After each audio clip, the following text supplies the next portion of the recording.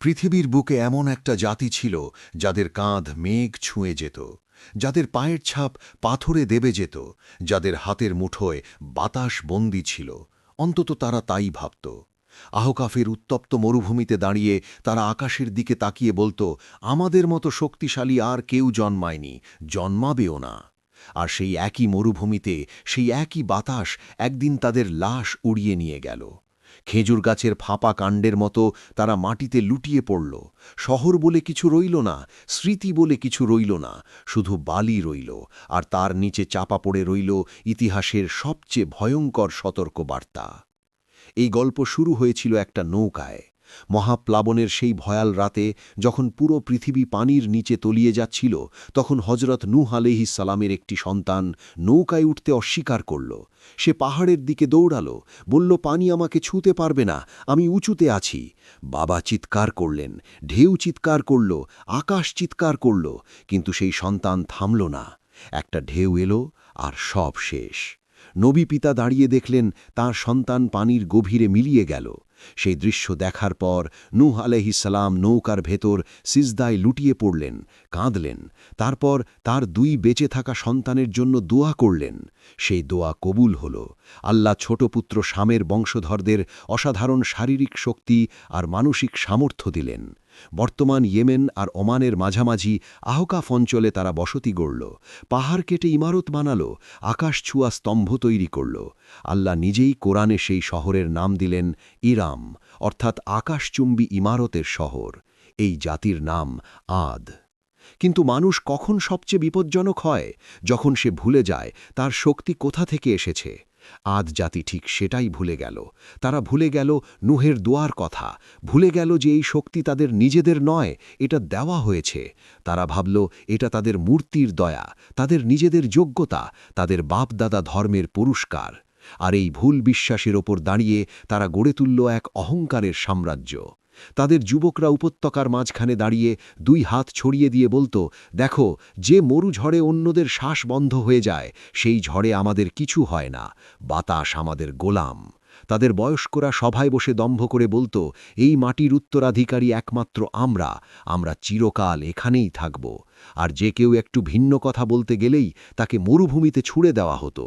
একবার এক রাষ্ট্রীয় অতিথি এলেন। তিনি সর্দারকে বললেন, ভুলে যাবেন না, আপনাদের পূর্বপুরুষ নবী নূহের দুয়ার বরকতেই আপনারা এই নেয়ামত পেয়েছেন, তাই অহংকার নয়, কৃতজ্ঞতা প্রকাশ করুন। এটুকুই বললেন, কিন্তু এটুকুই যথেষ্ট ছিল আদেল সর্দারকে খেপিয়ে তুলতে। সমালোচনা সহ্য করার ক্ষমতা যার নেই, তার সামনে সত্য কথা বলাই অপরাধ। সর্দার সেই অতিথিকে হাত পা বেঁধে মরুভূমির বুকে নিক্ষেপ করলেন। বললেন, ৩ দিন থাকো এই মরুঝড়ে, দেখি তোমার আল্লাহ তোমাকে বাঁচায় কিনা। ৩ দিন পর সেই ব্যক্তি মারা গেলেন, শ্বাসরুদ্ধ হয়ে, বালির ভেতরে, একা। আর সর্দার আনন্দ নিয়ে বললেন, দেখলে, বাতাস আমাদের গোলাম, এই বাতাস আমাদের হুকুম মানে। তিনি জানতেন না কেন বাতাস তাদের অনুগত ছিল।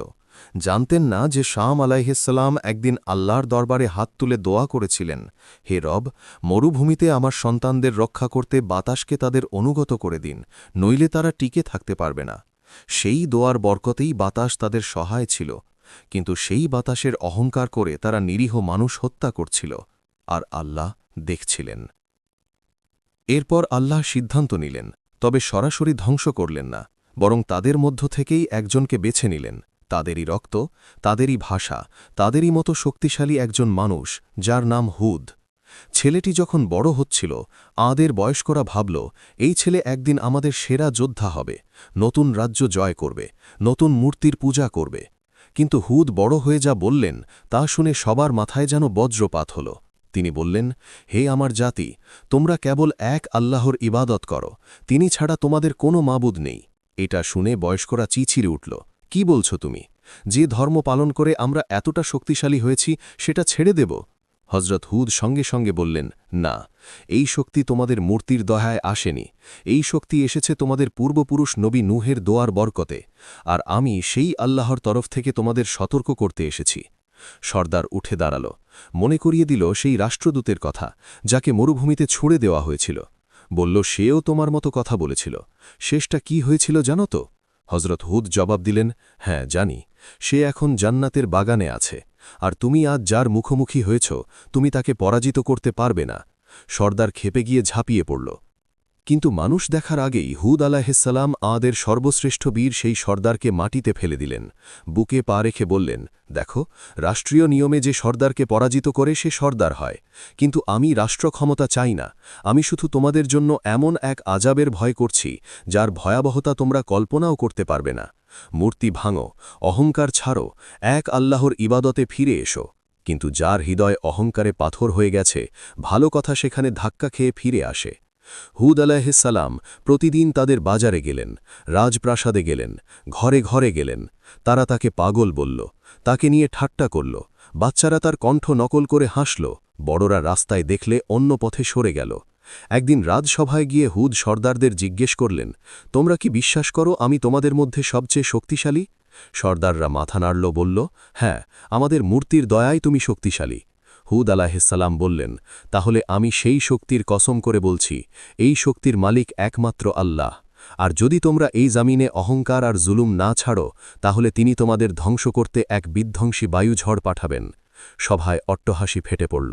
বলল, যে বাতাস আমাদের হাতের ইশারায় চলে, সেই বাতাস দিয়ে আমাদের ধ্বংসের ভয় দেখাচ্ছ? এলেও আমরা রুখে দেব। এরপর আল্লাহ একটু একটু করে সংকেত দিতে শুরু করলেন। রাতের আকাশে এক অদ্ভুত গুঞ্জন শোনা গেল।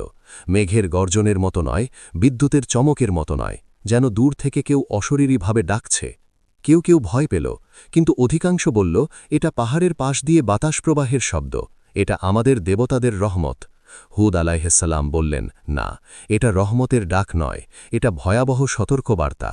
পরদিন মাটি হালকা কেঁপে উঠল। আদ হেসে বলল, দেখো, মাটিও আমাদের শক্তি দেখে কাঁপে। তারপর এলো খরা। ৩ বছরের খরা। প্রথম বছর আকাশ থেকে বৃষ্টি বন্ধ হল, নদী শুকাতে লাগল, কুয়ো শুকাতে লাগল, মাটি পাথরের মতো শক্ত হয়ে গেল। মানুষ আকাশের দিকে তাকিয়ে থাকল, আকাশ নিরুত্তর। সর্দার তৃষ্ণার্থ অবস্থায় বলল, এটা সামান্য সমস্যা, আমরা শক্তিশালী মানুষ। দ্বিতীয় বছরও খরা এলো। পিপাসায় জীব শুকিয়ে গেল, পানির অভাবে পশু মাটিতে লুটিয়ে পড়ল। রাগে খালি কলসি দেয়ালে আছড়ে ভাঙল, তবু ঈমান আনল না। বলল, কেউ আমাদের মাথা নত করাতে পারবে না। তৃতীয় বছর যখন আবার খরা এলো, তখন সেই বিশাল কণ্ঠস্বরগুলো আস্তে আস্তে ক্ষীণ হয়ে গেল। যে হাত একসময় মরুভূমিতে নিরীহ মানুষের গলা চেপে ধরত, সেই হাত একটু পানির জন্য ছটফট করতে লাগল। মানুষ হুদের কাছে এলো। তিনি তাদের দিকে তাকালেন আর কাঁদলেন না, শুধু বললেন, এখন আযাবের সময় ঘনিয়ে এসেছে। তোমাদের তাৎক্ষণিক ধ্বংস করলে অন্যায় হতো, তাই আল্লাহ তোমাদের তিলে তিলে সেই কষ্টই দিয়েছেন যা তোমরা যুগের পর যুগ দুর্বলদের দিয়েছিলে। তারপর একদিন আকাশে ৩টি মেঘ ভেসে উঠল, একটা লাল, একটা সাদা, একটা কালো। আকাশ থেকে ঘোষণা এলো, তোমরা যে কোনো একটি বেছে নাও। সর্দাররা হেসে বলল, কালো মেঘ, ওটাই পানি আছে, ওটাই আমাদের রহমত। তারা জানত না ওই মেঘে রহমত নেই, ওই মেঘে তাদের সমাপ্তি লুকিয়ে আছে। আকাশ কালো হয়ে গেল, বাতাস হিম শীতল হল। মানুষ খুশিতে নাচতে লাগল, বলতে লাগল, দেখো হুদ, বৃষ্টি এসে গেছে, অথচ তুমি আমাদের মাঝে নেই। কিন্তু ওটা বৃষ্টি ছিল না। প্রথম ঝাপটা এলো, ধুলো, বালি, পাথর নিমিষে উড়ে গেল। প্রতিটি ধাক্কায় মনে হচ্ছিল যেন এই বাতাস পৃথিবী থেকে তাদের নাম মুছে দিচ্ছে। দ্বিতীয় ঝাপটায় বড় বড় গাছ উপড়ে পড়ল, পশু পাখি শূন্যে উড়ে গেল। তাদের সাজানো বাগান, তাদের বিশাল শহর, তাদের মূর্তি সব খড়কুটোর মতো ছড়িয়ে যেতে লাগল। মা বুকে আঁকড়ে ধরে রেখেছিলেন যে সন্তানকে, সেই সন্তানও ঝড় কেড়ে নিও, ঠিক যেভাবে তারা নিরীহ মানুষদের মরুঝড়ে ফেলে হত্যা করত। তারা আর্তনাদ করল, কিন্তু ঝড়ের গর্জন তাদের আর্তনাদকে গ্রাস করে নিল। যে আকাশ ছোঁয়া ইমারত তাদের দম্ভ আরও বাড়িয়ে দিয়েছিল, যে স্তম্ভগুলো আকাশের সঙ্গে কথা বলত, সেগুলো বালির ঝড়ে একে একে মিলিয়ে গেল। মানুষজন খড়কুটোর মতো আকাশে উড়ে গেল। আল্লাহ যে বাতাসকে তারা অহংকারের হাতিয়ার বানিয়েছিল, সেই একই বাতাস দিয়ে তাদের জমিনের সঙ্গে একাকার করে দিলেন।